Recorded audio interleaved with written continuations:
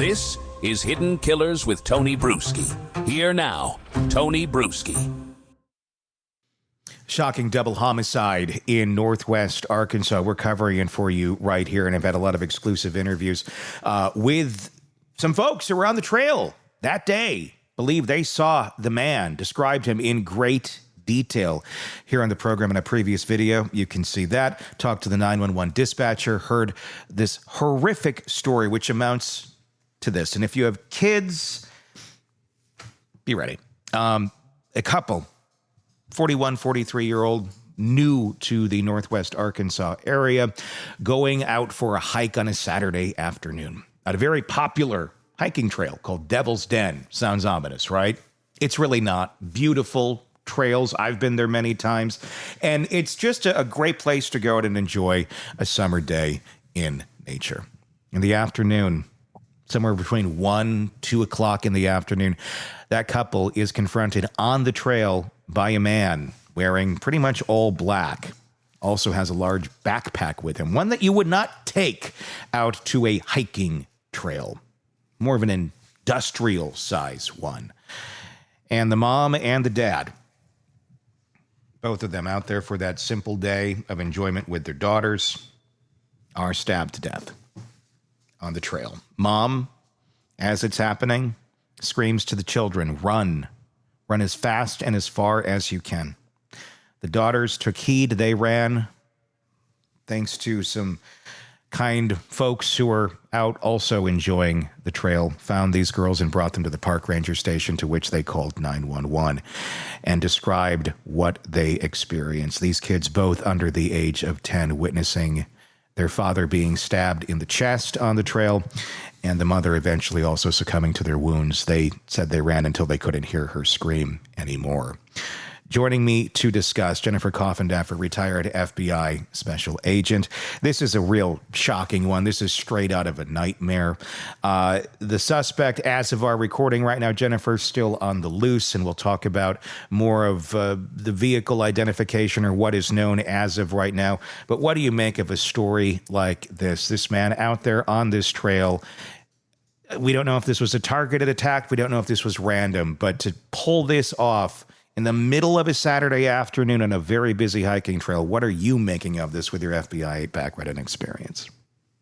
Well, the first thing you always look at is the inner circle. You have to do it. Who knew they were out there hiking? Mm-hmm. Who might have reason to harm these two? The parents. Who to me, when I saw the details about he was gloved, they described it as, I think, weightlifting type gloves or other sorts of gloves that would be very unusual to be hiking in. As you mentioned, the backpack. I mean, this guy was on a mission. Mm-hmm. This was no accident. This wasn't just I think I'm going to kill somebody. This was somebody that planned this. So you have to start with that.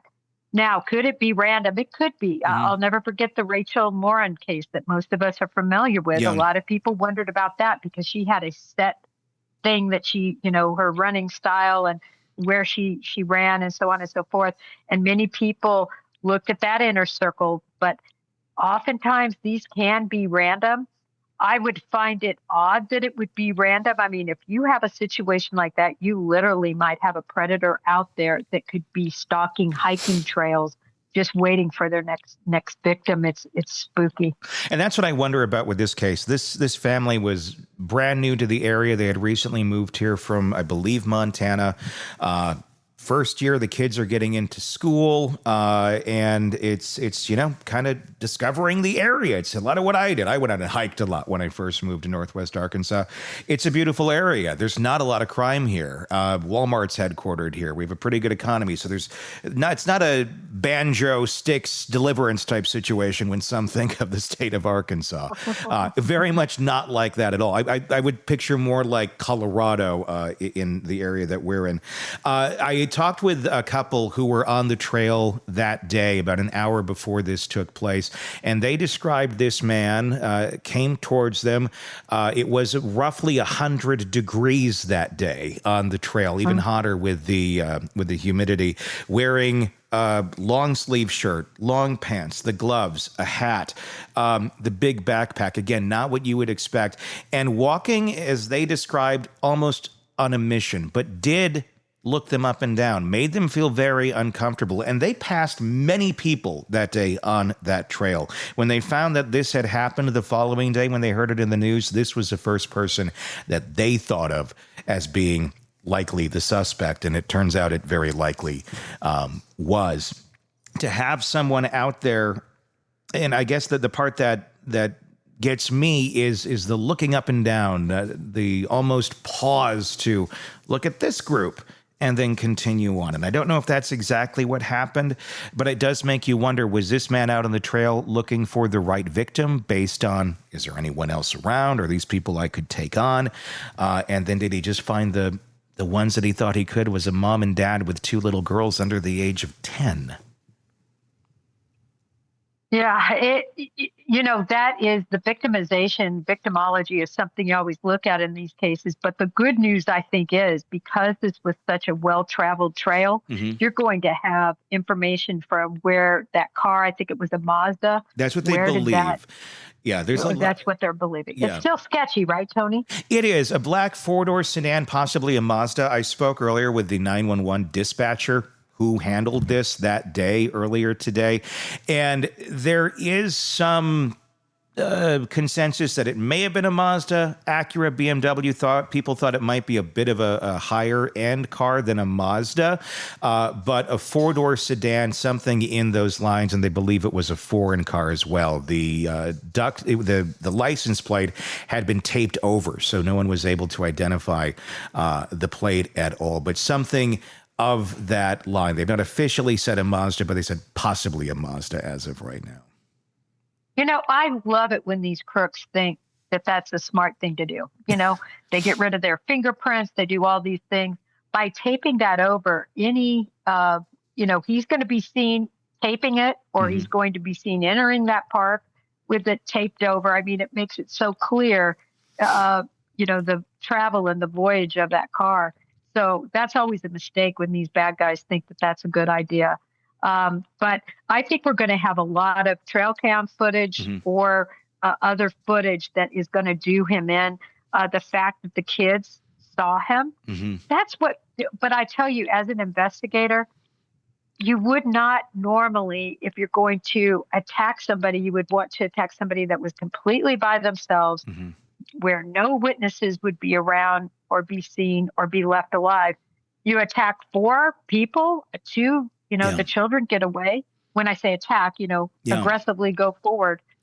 You're using a knife, which is so close in proximity, hand to hand. It's so personal compared to using a gun or a weapon. It means that you yourself are possibly going to leave a lot behind of you, because often in stabbings, you inadvertently stab yourself. The fight is on, right? So DNA, there's sweat, it's 100 degrees out, as opposed to taking a pop shot at somebody from a distance. So all these things are coming to mind to me, wondering if they had any enemies. It's just, that's definitely where I would start for sure, is who knew them and who had issue. Yeah, and that's the thing. It's hard to grasp if this is a random attack or if this was targeted, because in a lot of ways it feels targeted, but we don't know that fact as of right now. In a situation like this, and obviously people who carry out things like this, they do act in different ways, but we're now roughly 48 hours into when this crime took place. Where would you suspect maybe this man might be today? Is this someone who attacks? Is this the type of thing where they're going to stick around the area? They may want to go back to the general area of the crime scene. You can't get into the park right now. That area is all shut down. But as we saw in the Kohberger situation, he went and drove by the home. Would you suspect that this might be a man that's lurking in plain sight in the public in the general area, or someone who may have fled far away by now? Yeah, well, it depends. If this is completely random and this is an individual who's stalking individuals and attacking, people hunt where they live, eat, and work. That's just, you don't go to another state or another area to hunt. So if that's the case, if this is a random, he is around there, just like Kohberger was.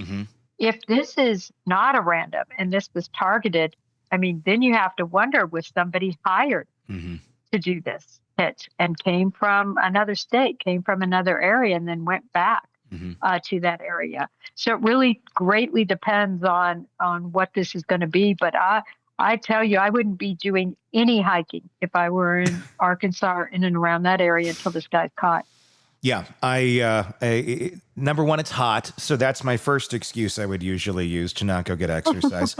Number two, there's a killer on the loose, so that's my second one. Hopefully by fall, when it's cooler, they'll have him caught, and I can get back out on the trails, or I'll have another excuse of some sort. But my God, this was it's just a shocking, horrible, horrible story, and there's still probably a lot more to come on this, as he is still on the loose. Jennifer Coffindaffer, retired FBI special agent, thanks for your insight as always.